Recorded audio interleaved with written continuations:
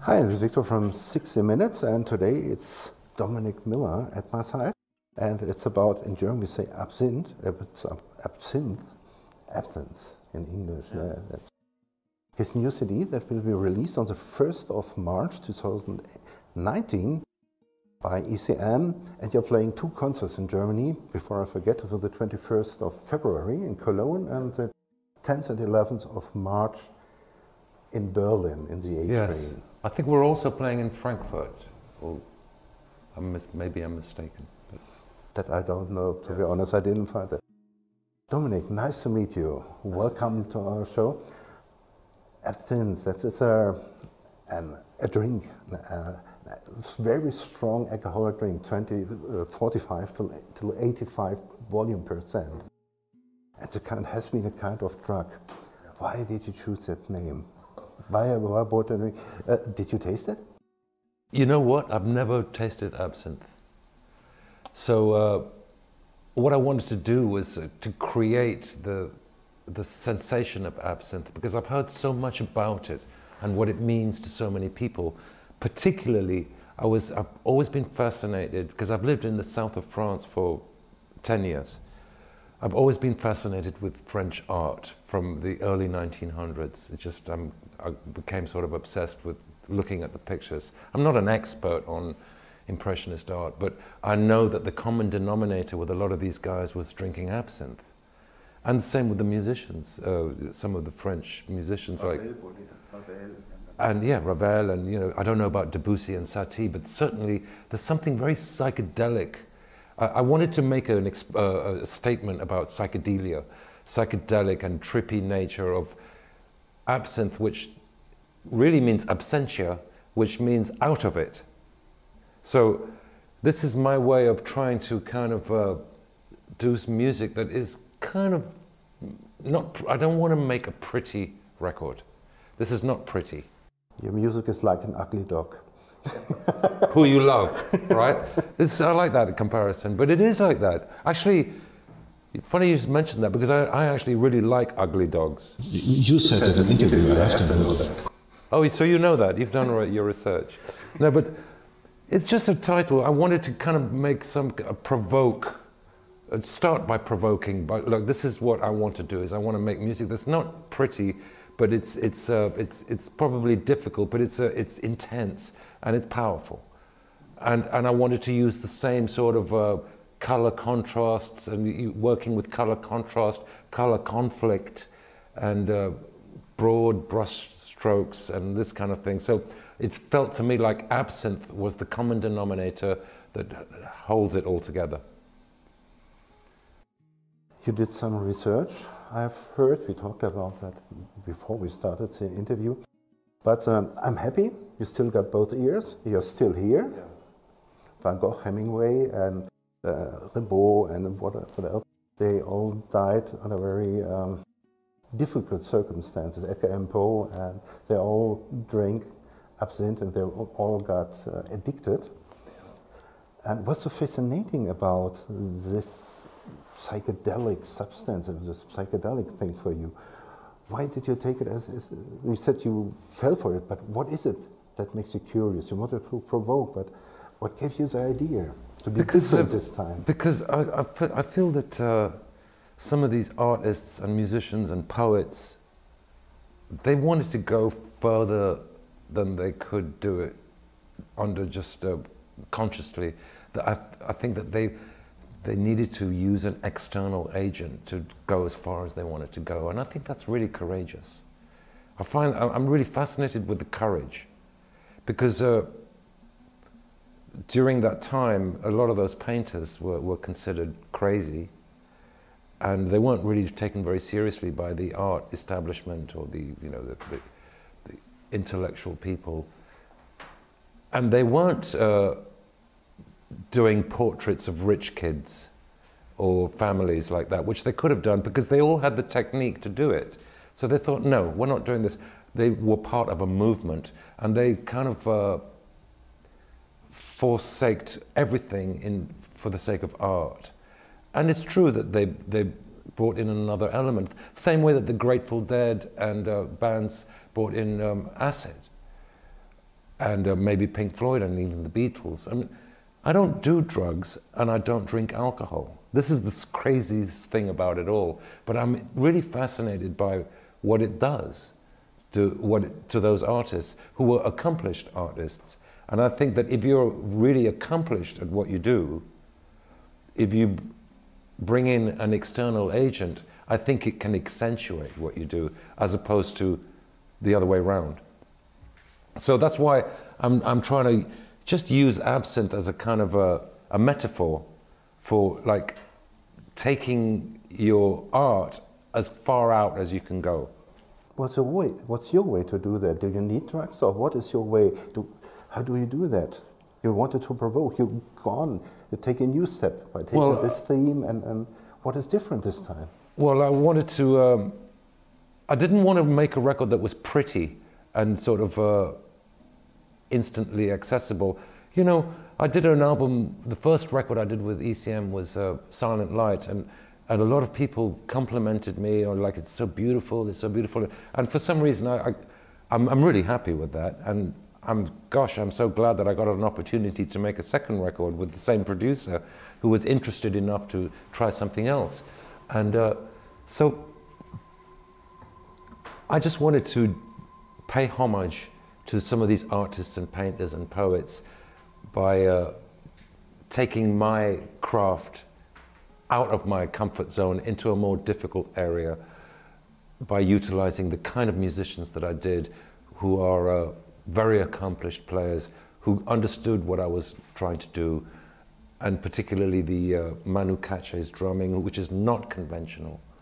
And I thought that maybe his drumming would clash with the keyboard player who's more from a pop sensibility.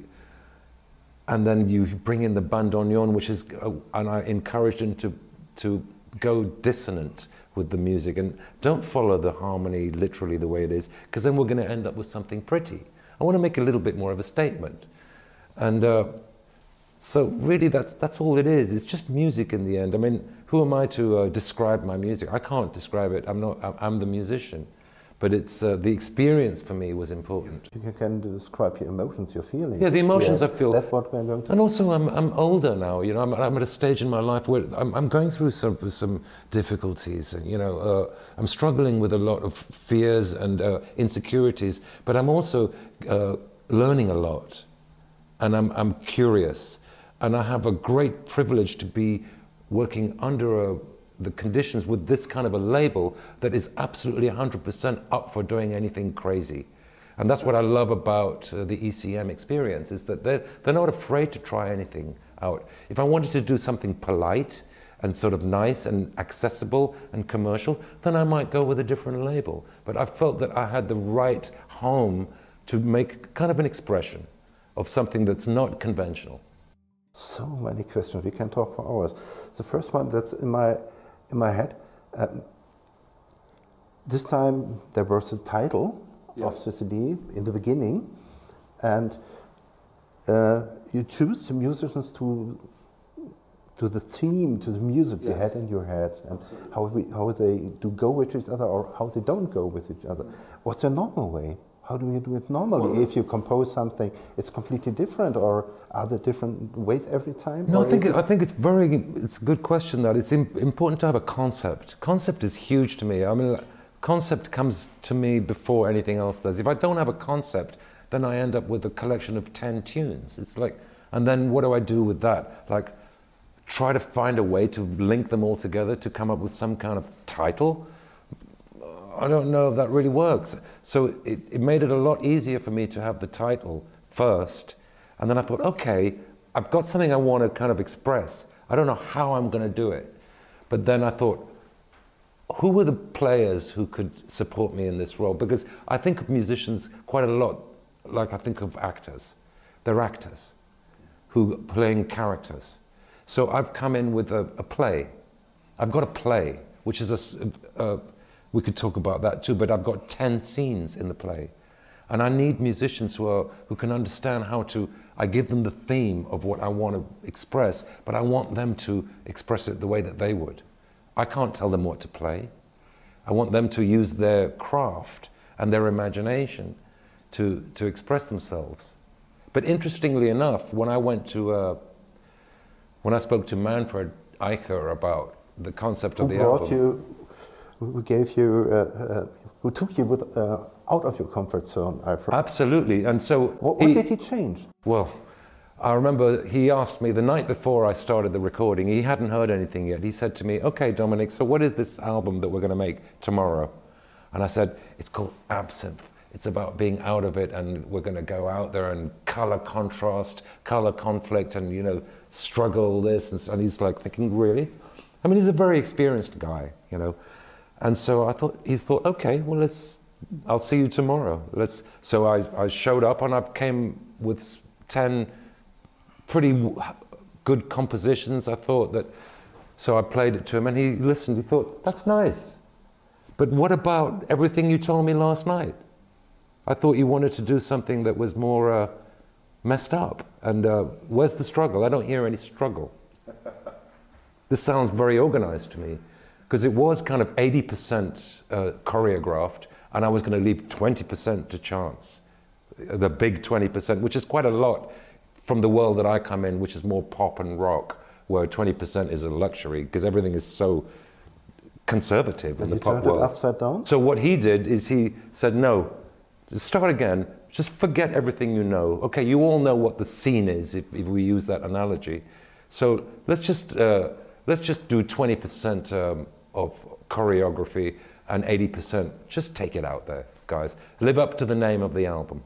And I thought, oh God, what have I got myself into? Why did I have to even open my mouth and explain this lavish plan? And so he actually pushed me further left, and he put me in a situation which I'm not familiar with and I'm not really comfortable with, which is just free associating and improvising and interplay, a lot of interplay where there's no solos, because he doesn't like solos, I don't like solos, but still there are moments when musicians should come up, and when a musician comes up to say something, then everybody needs to respond, and that's what interplay is. So he encouraged us to sort of just go off-piste, sticking with the narrative of each scene in the play, so to speak. So I'm quite clear about what each piece kind of means to me musically.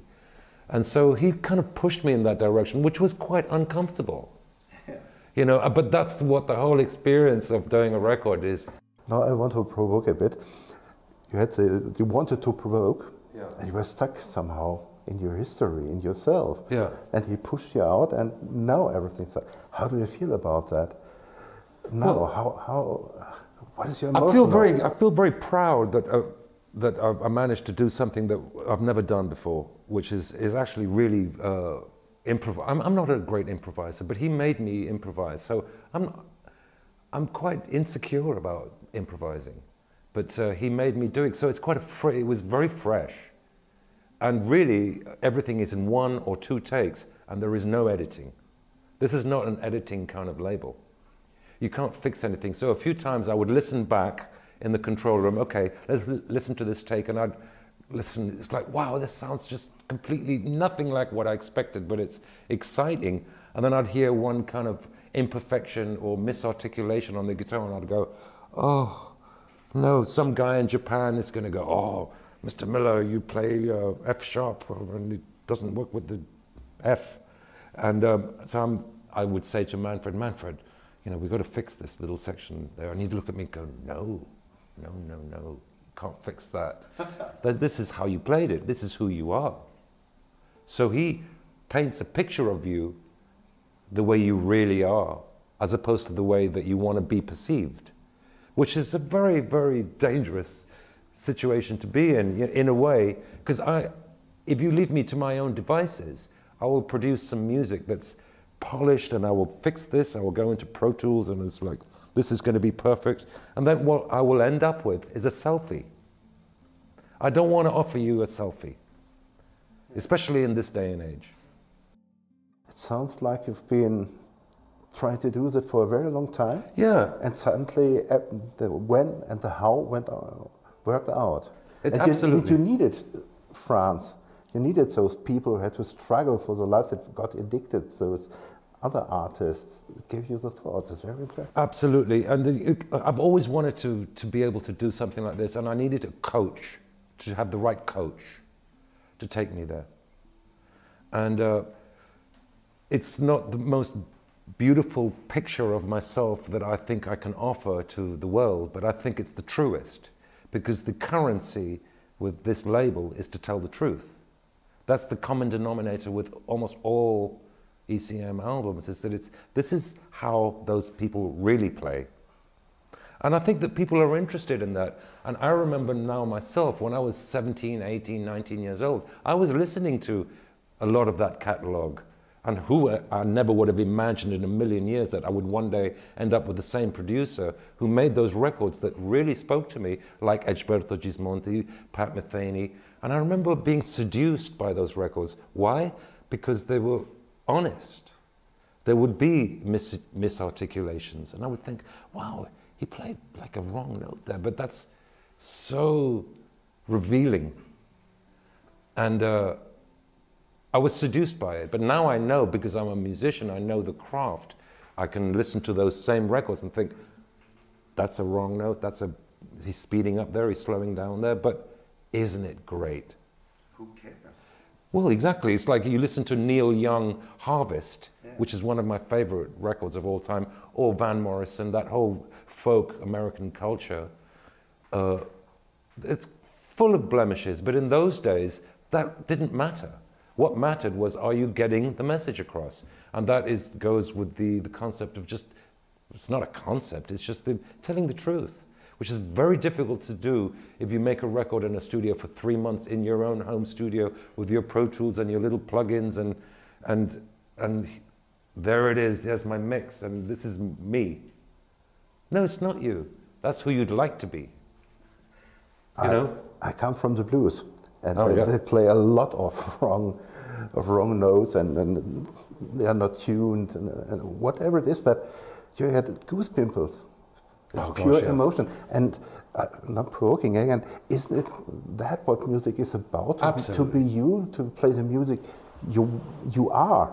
Exactly. That's exactly what it's about, and that's why I needed to do something like this at this stage in my life. Because every time I do a record, I have to think that it's my last record.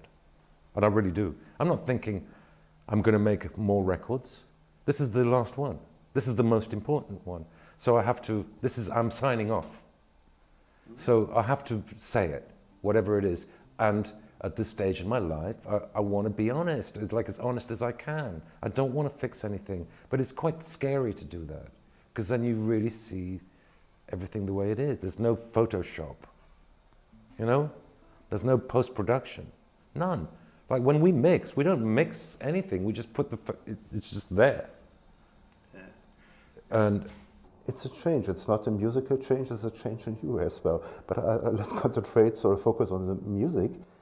And for you, you've been recording that. We are going to hear that. It will be released soon. But for you, it's a part of the past. You are not in the process of recording it in the record. Did it change your playing? You are still playing, and is it different now? Yes, it's absolutely changed my playing. I think it's made me a more present musician, and because don't forget that when we make records, we do them in 2 days. Yeah. It's not done in 2 months. 2 days, in and out. So you 2 days in recording and 1 day mixing. That's the way that he rolls, because he's got maybe a short attention span or something. And he's got other records to make. He's not like a normal producer, so he wants to just capture the moment. And that made me think, it's all about the moment. And that's what improvising is. It's about the moment. It's not about thinking ahead. It's trying to be in the moment. You talk about blues. Blues is all about that. A good blues player, even an amateur blues player, preferably an amateur blues player, is really telling the truth, speaks to me. I've been to bars in Chicago where I've heard guys play, they work in factories. They sound better than any blues player I've heard in, professionals in England. But that's what I wanted to do. So I feel that I've been given a great opportunity with 2 albums under this label where I can I can really say where I am right now in my current trajectory as a musician. Not that it really matters, but I need to do it for myself and for my family. Sure, you know? Sure it matters. We're here because of that. Yeah. And then it's a good reason to go out and play live. Now when I go out and play live, I want to carry that philosophy to the stage. And I'm so going to do it. Forget 20% and 80%, it's going to be like 10 and 90. I want to push the musicians even further. And so next time I do an album, if I do another album with Manfred, I want to think about all these things, but I know what it's going to be like. I'm going to come with my compositions. I'm going to be very careful about telling him what the title is, though, this time. I might just kind of stay a little bit quiet. You know? You've got to be careful what you wish for, because what I wished for was a struggle, a color contrast and color conflict type of expression, holding a candle to the great artists of France. I mean, that's a fairly ambitious thing to do. So it's pretty crazy even just to even think about it. So I've got to be careful next time. Maybe I'll just want to do something based on, you know, flowers and lilies. But is that very interesting? You know? Does anyone listen to your words? I think you don't listen to your words yourself, because once you start it, you can't stop. No. And the other thing is that, you know, I've got a great position because I'm working in sort of two disciplines in my life. One is I spend a lot of time working with Sting, where I'm in an environment where I'm supporting his music, and as an accompanist, as a sideman, which is very structured. There is still a lot of improvisation, and he gives me a lot of freedom, but I need to go 180 degrees the other way to do something that contrasts with that. And I would be no use to Sting if I only did Sting. Yeah. It's like playing chess with the same person every day. You don't improve. So I have to go away and do very different types of projects, so I can come back to his table with some new souvenirs. But it works the other way around too. I couldn't do these records if I didn't have the incredible knowledge and discipline and influence of working with Sting. Always learning, always, yeah. So it's a great position to have two disciplines. It's like cross-training. Yeah. What pops in my mind is the word perfect. I listened to interviews, and you said, I want to get better and better. In a way, I thought, he's trying to be perfect, in a way. But it was just one moment. But you can be perfect in... you can be a craftsman working on the guitar, your job, the technique, there you can be perfect. And that's just the basis for everything else, for art. Yeah, I mean, perfectionism is a very dangerous area to go towards. And I heard it described once, which is my favorite description of perfectionism is the pursuit of failure. So the payoff to a perfectionist is to make a mistake. That's actually what they're seeking, which is a very twisted way of looking at it. So I'm trying to get away from that. But what I do strive for is a perfect sound. I'm never going to be a dexterally perfect guitarist. I can't play as well as John McLaughlin or Jeff Beck or Pat Metheny. I haven't invested my whole life to be that good, but I like to invest my time in getting a good sound and a good concept. That's where I put my energy. And to have good people around me. A question I normally ask at the end, a sound that makes you shiver in a good way, it gives you goosebumps. Is there anything? Maybe a chord on the guitar or whatever it is, or a wave. Is there a sound that makes you shiver in a good way, gives you goosebumps? Yes, one of the things that gives me goosebumps to listen to is an amateur playing Bach. Not very well. Because it tells you so much about that music that it's just indestructible. It's just the ultimate expression of perfect composition. If you listen to an 8-year-old girl practicing Bach, where she doesn't know the complexity of the music, but she's just playing the notes. I mean, I have one such example where I've moved to Paris recently, and there is somebody practicing in one of the buildings next to us. I don't know which building, but I can hear somebody practicing Bach. And it reminded me, I don't know if it's a kid or an old man or a woman, or I don't know who it is, but somebody's doing that and they're not very good at it. But I've never heard anything so beautiful in my life, because it's such great composition. I'm just thinking, gosh, why doesn't he have a guitar with him? I would love to hear what you are talking about. It went in a completely different direction, but it's fascinating. We have to grow to change. I'm asking all this question because I have similar thoughts, and I'm trying, in a sense, to, let's say, reinvent, getting better to reinvent myself. I'm curious, I'm looking for new things to come over, for new Herausforderungen. English, I forgot the word. Challenges. Yeah. For new challenges. Got to have new challenges all the time. Yeah. I mean, a constant challenge for me is still trying to play, like talk about Bach, is the partitas and sonatas for violin. I practice that on guitar kind of obsessively. And that's a challenge for me, and because I'll never be able to play it very well, but I like it so much. I'm kind of obsessed with it. And also, new challenges is I want my chess rating to be higher. I want to get to 1600, because that's my hobby. I play chess, and I'm not very good. I'm an amateur. And but I want to learn more about chess. You know, it's a joy of fighting in a good way. Yeah, because you're always going to lose. So I'm a glutton for punishment, because I only play people who are better than me online. I do it every day. But chess and music have got so much in common, because it's so creative. But the only difference between chess and music is that the end result is that chess is totally destructive and totally humiliating. So I am kind of a masochist, because I'm playing people who are intellectually humiliate me. But how do they do that? I like to know. So it's like I'm just as interested in that as I am interested in what notes John Coltrane are playing is in a solo, or Chick Corea or something. It's like I'd rather know how Bobby Fischer got to the 18th move than how John Coltrane constructed a solo.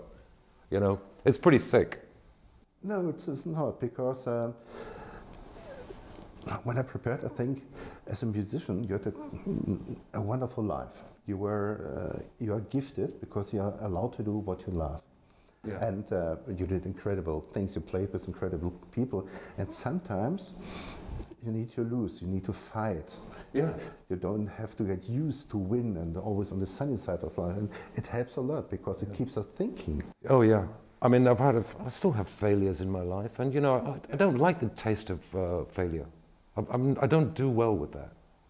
It's a horrible taste, and I fail a lot, especially personally. I'm not a great husband. I'm not a great father. I wish I were better, because my passion is music and the camaraderie that goes around it, working with musicians. So it's never going to be easy to be married to me, and also professional failures sometimes I have, you know, like disappointments. But without the disappointments, where would we be? If everything was always cool, that wouldn't be very exciting, would it? That's why this record, to me, I'm just trying to say, look, my life is not that easy, you know? Yeah. There's some tunes on the record that are not easy to listen to, but if I have the opportunity to say that, instrumentally and harmonically, there's nothing more, there's no bigger privilege to really, to do that. It's like I'm on the couch, I'm just saying, this is what it is, and that's what I want to leave behind. Not something pretty that isn't me. One of my favorite Kurt Cobain quotations is, I'd rather be hated for who I am than loved for who I'm not. Yeah, that's a wonderful quote. I've got to sign 2 minutes gone, but I've got 2 more questions. I'm sorry, our time is running off. I told you I would love to talk to you for hours. But 2 things I want to ask you. First of all, what is the fascination for the guitar, for playing music, the fascination for the guitar?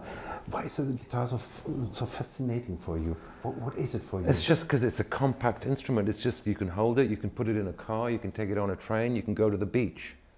And it's a community instrument. I think it's the best instrument, actually, to be playing.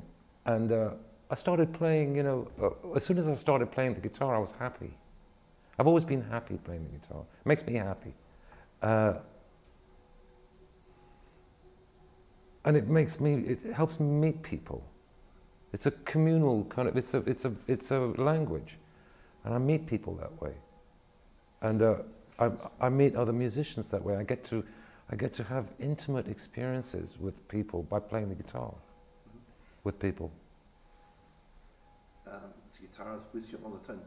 Do you still practice, and how long do you practice? Yeah, I do practice. Not all the time. Most of the practicing I did was between the age of 15 and 25. Yeah. I didn't do anything else. I only listened to music and practiced music. I didn't do anything else. And then I started playing professionally. And now the things that inspire me, because I did so much listening and playing, the things that my inspiration is not drawn from music anymore. I don't need music to get inspiration. The inspiration comes from human experiences. So my job is, because I have a dialect in music, I have a language that I kind of speak that's harmonic. And if I have experiences, I might meet somebody on a bus or in an immigration queue that would say something to me that just really inspires me. Or something that my kids might say, or my sister, or my mother. You know, that's, or good meals, good food, you know, or a good movie, or a good book. Your favorite meal? Your favorite dish? Indian food. I like Indian food, but not every day. Italian food, Indian food. What is it in Indian food? What is it that you like? The spices. Yeah, for me it's butter chicken, and I used to live in India. I like chicken, I mean, I like it quite hot, you know, like lamb dansak, or, you know, vindaloo. Yeah, I love you. The last thing somebody wrote about you, it's fantastic, the notes that you're not playing. So my question is, how important is silence for you? Silence in music. It's everything. I mean, silence is as important as notes.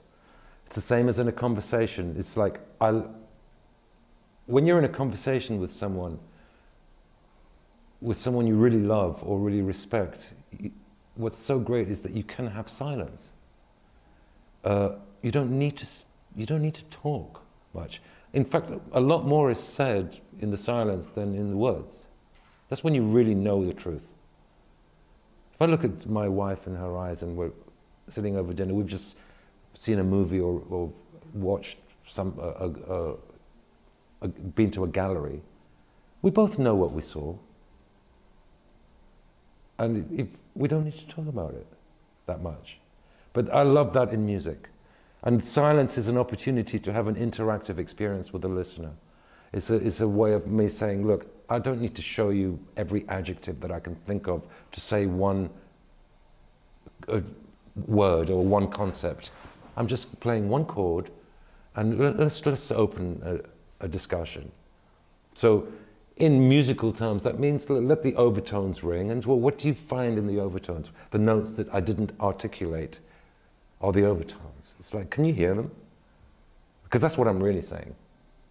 And what's your response to that? And I like silence. I mean, Miles Davis, come on. I mean, he kind of invented the whole concept of really opening up the silence.